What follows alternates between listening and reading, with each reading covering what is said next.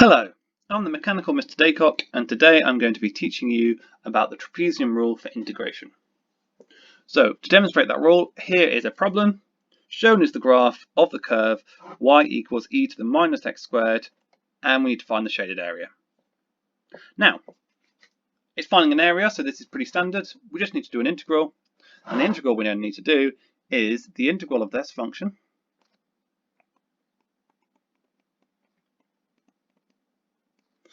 And we're going to need to do it between the start and end x values. So the start x value is 0, final x value is 1, so it's going to go between 0 and 1.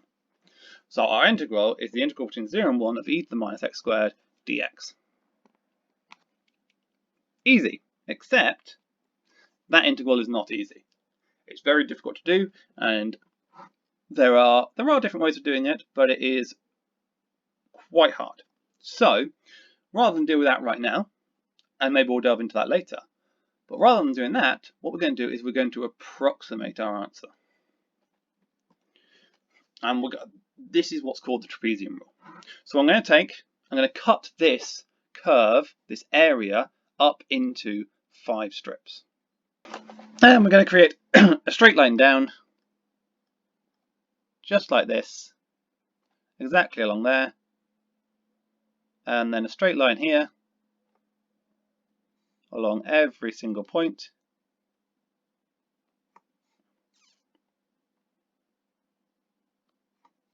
Another one here. Here. Here. And here. Now these aren't trapezia yet, because we still need to do one thing, which is connect the pop points together. So I'm going to do that again with a perfectly straight line. Ooh, as much as I can. Give me a sec.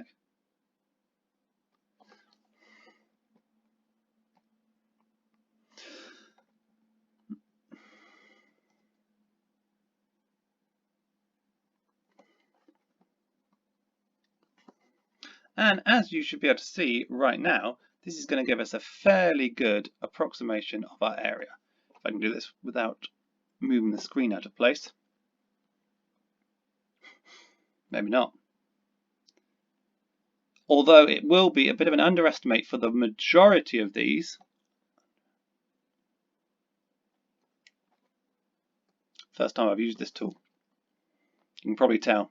But if you can tell on the last one, it's actually going to be a little bit of an overestimate because this curve has changed from concave to convex. And so we get a little bit of an overestimate there. But ultimately, it is going to be a very, very good approximation with these trapezia. Okay, so that's the principle. Now all that's left is to do the calculations. And what we need to do is remember what the formula for a trapezium is. And the area of a trapezium is equal to the sum of the parallel sides, the average of the parallel sides basically, which is so a plus b over 2, which is our parallel sides, multiplied by the height of the parallelogram. Now in this case, the height of it is going to be this distance here, because our parallelogram is standing up rather than in perhaps the usual parallelogram. Trapezium is standing up rather than in the usual way you might expect to see it. And as for the heights, well, those are just the values of the function. So for each case, we just care about how high that function is. So we're going to actually need to get a table of values out for this function. We've got x, we've got y, and we need to get out a table of values. So the values we care about are the ones at the point, are our points at the top here, because that's the height of our trapezia. And so we need to work out the values at 0, 0.2, 0.4, 0.6, 0.8, and 1. Notice we've done 5 strips, but we have to work out 6 points, because there are 2 endpoints to this. And putting those in, so the first one our first y value be y equals e to the minus 0 squared, which is just e to the 0, which is 1. That one's nice and easy. After this, you will need a calculator. You get y equals e to the minus 0.2 squared, and that works out to be approximately 0.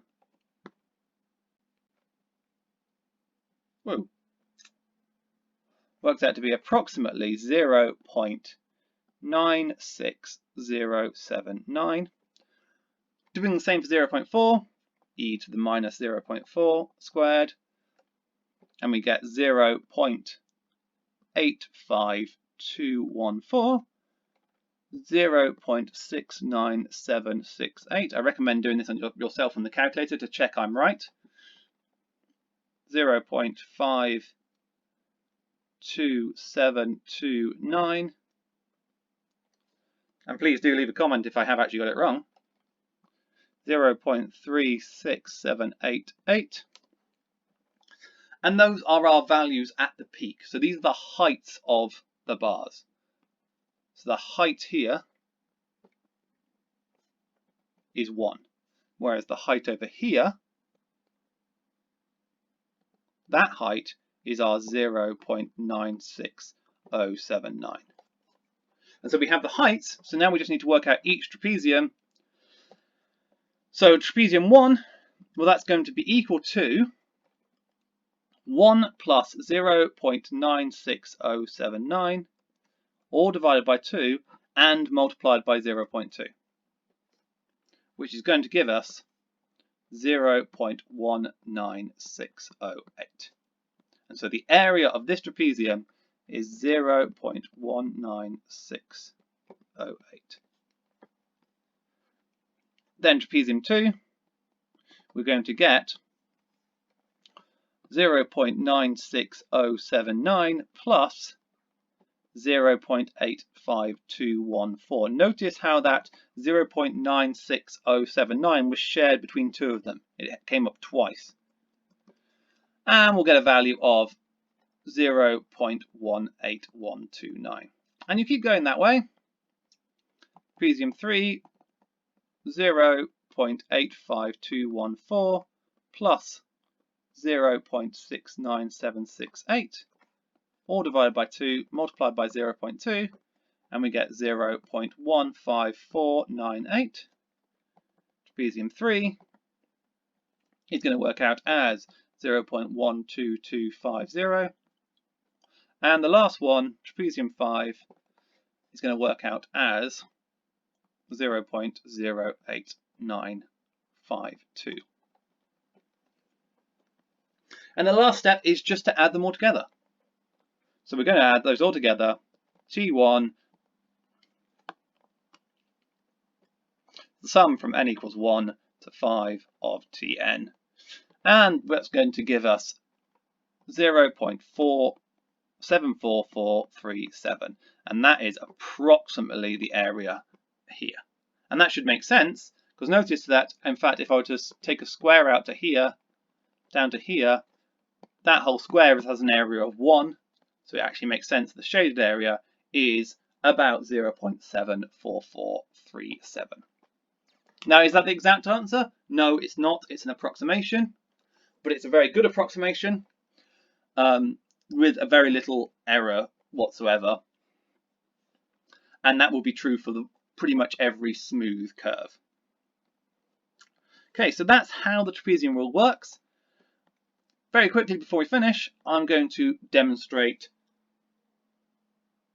a formula for the trapezium rule. So we've got a nice formula for it, which you can just plug numbers into if you like to do it that way rather than going through the procedure, and I'm going to justify that now. So imagine you have a curve y equals f of x, and it's just some curve. We don't know what it's like. It's something like that. And I want to work out the area between here and here, and I want n strips.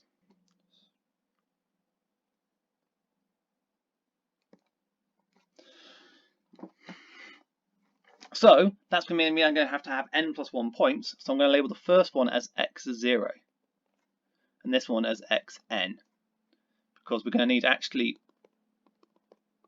one more point than the number of strips because we have the endpoints as well. And here we're going to label all these points x1, x2, and so on all the way up to xn. Now, what are the heights of these? Because we need to work out the area of a trapezium, we need the heights. Well, the heights are going to be y equal to f of x0, or y equals f of x1. And we'll just call those y0, y1, etc. So up here we've got y1, y0, y1, y2, etc. And so what is our integral? Our integral is going to be the integral between x0, starting from x0 to xn of y dx. That's the area we're looking for, but it's approximately the sum of all the trapezia. So t1 plus t2 plus ... all up to tn. And let's see what that is. So the first trapezium is going to be, well, the heights are y0 plus y1. We're dividing it by 2 to get the average of that, and then multiplying it by the length between them. And the length between them, well, we'll just call it h in this case. So multiplied by that h. And then we need to add on trapezium 2, which is going to have y1 as its lower bound and y2 as its upper bound, divided by 2, multiplied by h. Plus ... all the way up to yn minus 2 plus yn minus 1, all over 2 multiplied by the height. Let's make it clear these are h's rather than n's. Plus yn minus 1 plus yn over 2 multiplied by h. And this is quite a long formula. Possibly you don't want to look at it right now, but we can simplify it easily. What I'm going to do is I'm going to factor out the common factors of this h and this 2 all the way along, and we're going to end up with h over 2 multiplied by, well, y0 plus y1 plus y1 plus y2 plus y2 plus y3 plus y3 plus y4 plus ... yn minus 2 yn minus 1 plus yn minus 1 plus yn. And what you should notice here is, in fact, every pair of y's are doubled except for the very first one, y0, and the very last one, yn. And so our final formula is the integral between x0 and xn of y dx is approximately h over 2 multiplied by y0 plus yn, because these are the two sort of exceptions, plus 2 lots of everything else, which is y1 plus y2 plus y3 plus ... all up to yn minus 1, because we've already actually used the yn here. And that's your formula. If you don't want to go through the process of thinking about the trapezia, this here is your formula that you can just plug the numbers into and you get your answer. Okay, that's a trapezium rule. Hopefully you can see how it works. Hopefully you can see how it makes sense. Some integrals are actually just impossible to calculate, so this is often the only way to work out the area. This will very often be done by computer, and so you'll get very, very precise results. Okay, thank you very much, and I'll see you in the next video.